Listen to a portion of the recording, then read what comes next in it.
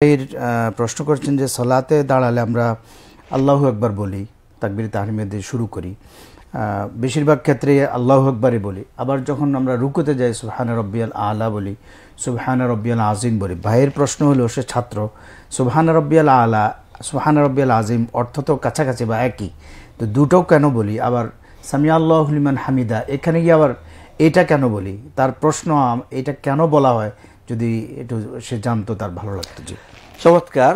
প্রত্যেকটা জিকির, তাসবিহ ইত্যাদির পিছনে মূল বিষয় হলো নাস। জি, নাস মানে হলো রাসূল সাল্লাল্লাহু আলাইহি সাল্লামের আমল। জি, আল্লাহ রাসূল সাল্লাল্লাহু আলাইহি সাল্লাম প্রথমে বলেছেন, সল্লু কামা রাআইতুমুনি উসাল্লি, আমাকে দেখে দেখে সালাত আদায় করো। তো রাসূল সাল্লাল্লাহু আলাইহি সাল্লামের সালাতে কি কি আমল ছিল, সে আমলগুলোই আমরা আমাদের সালাতে বাস্তবায়ন করার চেষ্টা করি। যদিও আল্লাহ রাসূলের মতো কোয়ালিটিফুল সালাত আদায় করা উম্মার কারো পক্ষে সম্ভব না। সূরা আল ওয়াকিয়ার ৭৪ নম্বর আয়াতটি যখন নাজিল হলো, ফাসাব্বিহ বিসমি রাব্বিকাল আযীম, জি, সেখানে সাব্বিহ বিসমি রাব্বিকাল আযীম, সুবহান রাব্বিল আযীম, এই আয়াতটি নাজিল হওয়ার পর আল্লাহ রাসূল বলেন, ইজআলুহা ফি রুকুইকুম, এটা তোমরা তোমাদের রুকুতে তাসবিহ হিসেবে গ্রহণ করে নাও। জি, সূরা সাব্বিহ ইসমা রাব্বিকাল আলা, যখন সূরা আলা নাজিল হলো, তাহলে এখানে আল্লাহ রাসূল সাল্লাল্লাহু আলাইহি সাল্লাম বলেন, ইজআলুহা ফি সুজুদিকুম, এটা তোমরা তোমাদের সিজদার আমল বানিয়ে নাও। এরপরে সাব্বিহ ইসমা রাব্বিকাল আলার মধ্যে আল্লাহ বলেন, ওয়াযাকারা ইসমা রাব্বিহি ফাসাল্লা, সালাতে আল্লাহ রাব্বুল আলামিনকে স্মরণ করে সালাত শুরু করে আল্লাহু আকবার। আল্লাহু আকবার। জি, প্রত্যেকটা রুকুনের পরে আমরা আল্লাহু আকবার বলি অথবা সামি আল্লাহু লিমান হামিদা বলি। প্রত্যেকটা রুকুন আদায়ের পরে আমরা এটা বলি বা শুরু করি। জি, কেন? এটা হলো ওই যে এক ব্যক্তি মসজিদে এসে সালাতে ভুল করেছিল, জি, এটাকে বলে হাদিসুল মুসি ফিস সালাত। জি, যে সালাতে ভুলকারী ব্যক্তি, আল্লাহ রাসূল সাল্লাল্লাহু আলাইহি সাল্লাম তার সালাত দেখে, তিনি সালাত আদায় করে যখন রাসূল সাল্লাল্লাহু আলাইহি সাল্লামের মজলিসে হাজির হলেন, আল্লাহ রাসূল বলেন, কুম সাল্লি ফা ইন্নাকা লাম তুসাল্লি, তুমি উঠো, নামাজ পড়ো, তুমি নামাজ পড়ো নাই। তো ওই ব্যক্তিটি 3 বার এমনটা করার পরে পরিশেষে বলল, ইয়া রাসূলুল্লাহ, আমি এর চেয়ে ভালো সালাত আর আদায় করতে জানি না। তখন আল্লাহ রাসূল সাল্লাল্লাহু আলাইহি সাল্লাম শিখিয়ে দিলেন যে তুমি ওযু করবা, তাকবীরে তাহরিমা বেদে কেরাত পড়বা, রুকু করবা, হাত্তা তাতমাইন্না রাকিআন, রুকুতে গিয়ে একেবারে তুমি স্থির হয়ে যাবে। তো স্থিরতার জন্য একটা কাজ দরকার, যে কাজটা করলে আমার স্থিরতা নিশ্চিত হবে। জি, আমি যদি কোনো কাজ না করি তাহলে আমার স্থিরতা এখানে মনে চাবে না যে হয়ে গেছে মনে হয় সময়। কিন্তু যখন আমি তাসবিহ পড়লাম, আল্লাহ রাসূল আশার আমার রাত পড়েছেন, জি, 10-12 পড়েছেন, তাহলে আমি যখন 10 বার পড়লাম তাহলে আমার স্থিরতা নিশ্চিত হলো।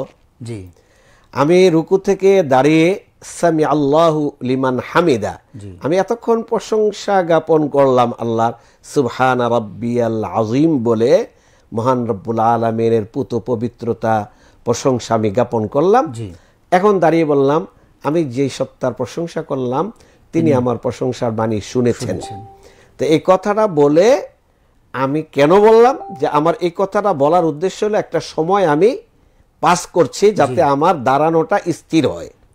তার সাথে আরো বলতেছে রব্বানা লাকাল হামদ, আরো বলতেছে হামদান কাসীরান তাইয়িবান মুবারাকান ফি মিলউস সামাওয়াতি ওয়াল আরদ ওয়া মিলউ মা বাইনাহুমা ওয়া মিলউ মা শি'ত আহলুস সানাই ওয়াল মাজদ কুল্লুনা লাকা আবদ আল্লাহুম্মা লা মানি'a লিমা আতাইত ওয়া লা মু'তিয়া লিমা মানা'ত।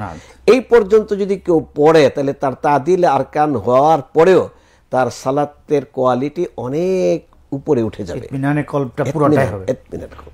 তাহলে আমার নামাজে যেন মনোযোগ অন্যদিকে না যায়, আমার নামাজে যেন কোনো রুকুন আদায়ের ক্ষেত্রে তাড়াহুড়া না হয়, আমার নামাজটা পুরোটাই যেন আল্লাহ রাব্বুল আলামিনের প্রশংসা, তাসবিহ, কেরাত এগুলোর অন্তর্ভুক্ত হয়।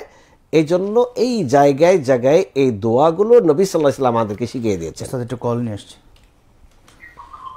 প্রত্যেকটা দোয়াই আল্লাহ রাসূল, এখানে আমরা 2-4টা দোয়া পাঠ করি, এর বাহিরেও অনেক দোয়া রয়েছে। যেমন আল্লাহ রাসূল সাল্লাল্লাহু আলাইহি ওয়াসাল্লাম সূরা 3টা সূরা তেলাওয়াত করে 1 রাকাত সালাত আদায় করেছেন।